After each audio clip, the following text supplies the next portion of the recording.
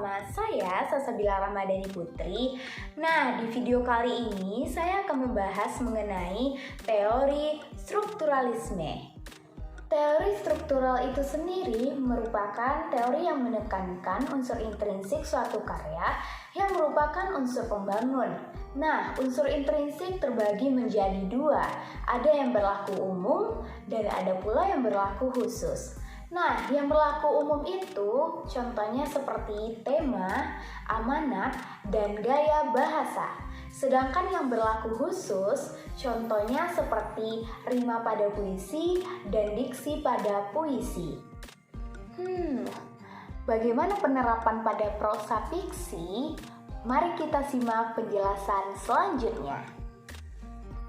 Teori struktural dan analisis penerapan teori struktural pada karya sastra. Analisis penerapan teori struktural pada novel Laut Bercerita, karya Laila S. Chudori. Unsur intrinsik prosa fiksi pada novel ini terdiri dari yang pertama ada tema, kedua ada tokoh dan penokohan, ketiga ada alur, keempat ada latar, kelima ada sudut pandang, yang keenam ada gaya bahasa, dan yang ketujuh ada amanat. Laut Bercerita merupakan salah satu novel yang ditulis oleh penulis asal Indonesia yaitu Laila S. Chudori. Laut Bercerita menceritakan mengenai perilaku kekejaman dan kebengisan yang dirasakan oleh kelompok aktivis mahasiswa di masa Orde Baru. Dan pada novel ini pun direnungkan kembali tentang hilangnya 13 aktivis yang belum ditemukan titik terangnya sampai saat ini.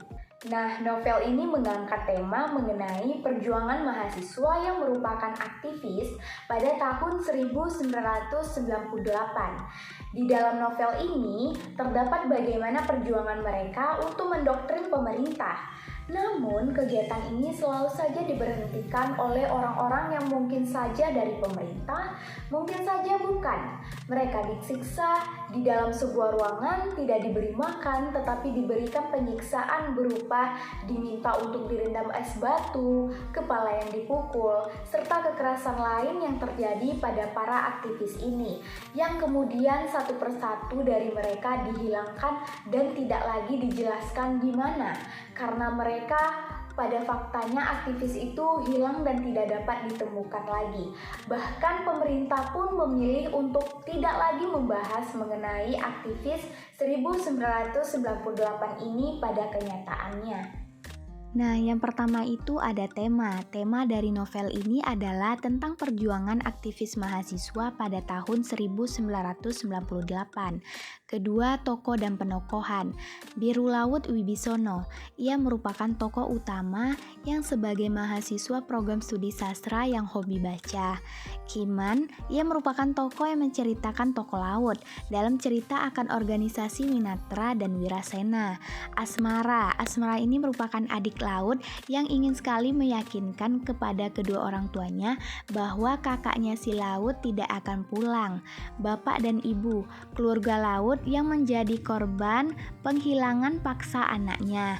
Nah, ada Sunu, Alek, Danil, Gala, Gusti, Ahmad, Coki, dan Naratama. Mereka adalah anak-anak yang bergabung dalam organisasi Winatra dan Wirasena. Ketiga ada alur. Alur yang digunakan adalah alur mundur.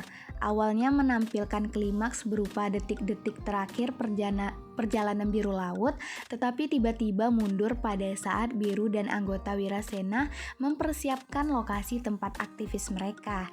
Nah, yang keempat ada latar.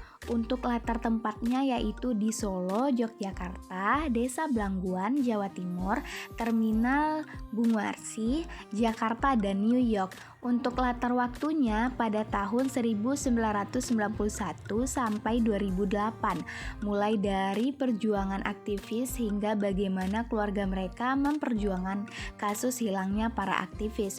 Untuk latar suasana yaitu suasana yang tergambarkan adalah dari keadaan menegangkan dan keadaan menyedihkan. Nah, yang kelima itu ada sudut pandang. Sudut pandang yang terdapat dalam novel ini adalah sudut pandang orang pertama dari dua orang berbeda, yaitu dari Biru Laut Wibisono dan juga Asmara Jati. Yang keenam ada gaya bahasa. Gaya bahasa yang digunakan adalah bahasa sehari-hari yang mudah dipahami oleh kalangan remaja dan dewasa. Yang ketujuh ada amanat. Amanat yang terkandung dalam novel ini adalah para pejuang rela untuk jatuh, lalu bangkit dengan harapan agar kelak di masa mendatang semuanya sudah tidak sama seperti pada di zaman mereka. Nah, itu tadi merupakan penjelasan mengenai teori strukturalisme dan bagaimana cara penerapannya. Thanks for watching.